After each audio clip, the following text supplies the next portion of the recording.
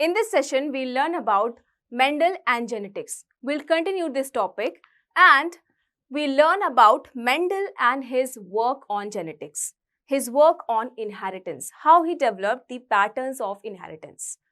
Now, Mendel, he worked on pea plants. Gregor John Mendel, he started his experiment on plant breeding and hybridization. He chose pea plant with two different characters, two contrasting characters, and what he did, he tried to breed those plants, hybridize those plants, cross those plants, and he got different patterns of inheritance. That how different characters, their traits, they are transmitting from one generation to the next. And you must remember that he chose garden pea or Pisum sativum for his experiment. Here you can see this beautiful plant. It is a pea plant. It belongs to legume family, and because of some different characters which are found in this plant, he chose this plant. Now, what are those characters? The easy availability of contrasting traits. We have learned that there are characters in the organism, and these characters, they are present in different traits, different recognizable forms. Now, these different traits can be seen by you. For example, if I am talking about one character that is seed color.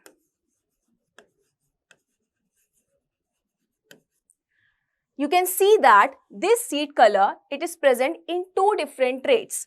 One seed over here is green and one is yellow. This is called as contrasting traits of a character. He chose one single character for crossing two plants, but this character was present in two different traits. One plant must be having green seeds and another plant would be having yellow seeds. This is called as contrasting traits. Next, the flower, they were of suitable structure, so he could perform cross-pollination with his own ease, with his own comfort. That is why he chose pea plant. Next, annual nature of plant. The life cycle of plant was very small. He can work on these pea plant generation after generation in a short time.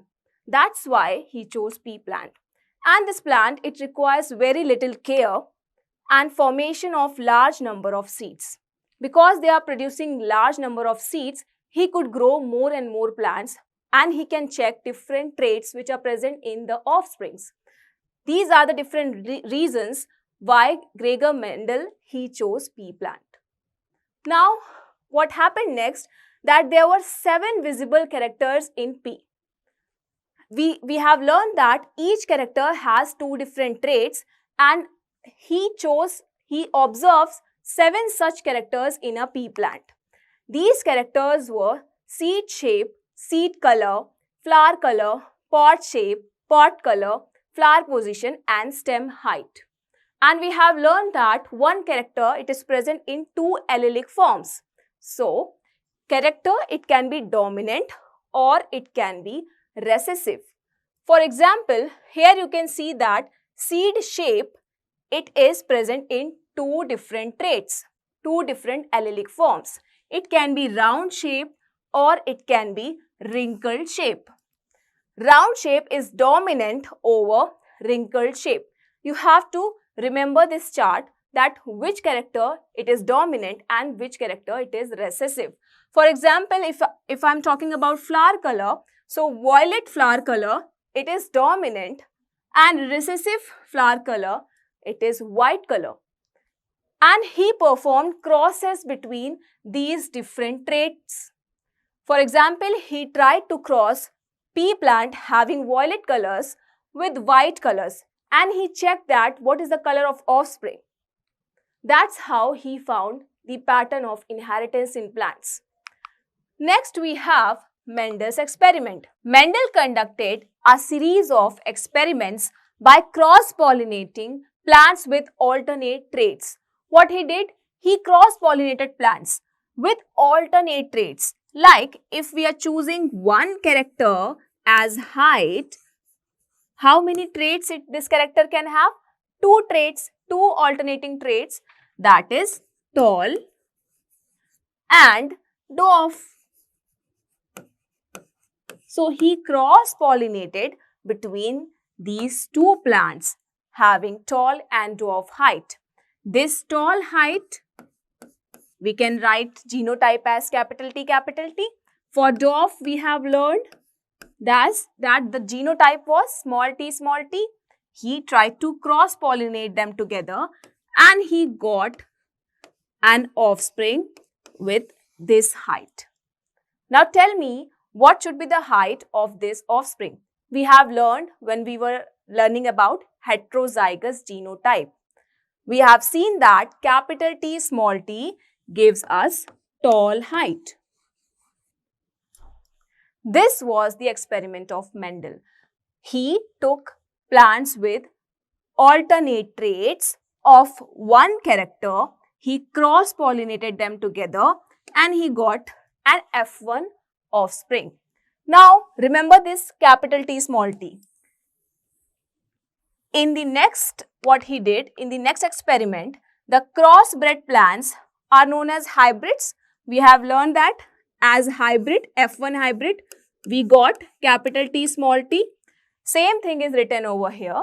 The crossbred plants are known as hybrids because it's a mixture of 2 different traits. So we are saying that this is hybrid. It constitutes the first filial generation. This F1 is called as first filial generation. Filial means son. So you can say that it's the first son of the cross-pollinated parents. Now, what happened? F1 hybrids were allowed to self-pollinate up to 5 generations. So this F1 offspring, it was self-pollinated with another such plant. This is capital T. This F1 hybrid, it is self-pollinated with another parent of the same genotype, self-pollinated, and then this will give you another offspring. Again, you will self-pollinate. It will give you another offspring. Again, you will self-pollinate. You will do this process for 5 such generations, giving you F2, F3, F4, F5 offsprings. This is the experiment of Mendel. You should remember, first he performed cross-pollination. Then he got F1 hybrid. He self-pollinated that F1 hybrid, you can see. And he continued selfing till 5 generations. And what he got is the pattern of inheritance, which we learn in next sessions. Now, you will learn here about filial generation. Generation of hybrid that results from genetic cross made between 2 parents. What is filial? I have told you filial means son. So, it is the hybrid, it is always a hybrid which results when you cross between 2 parents, genetic cross made between 2 parents. This is called as filial generation.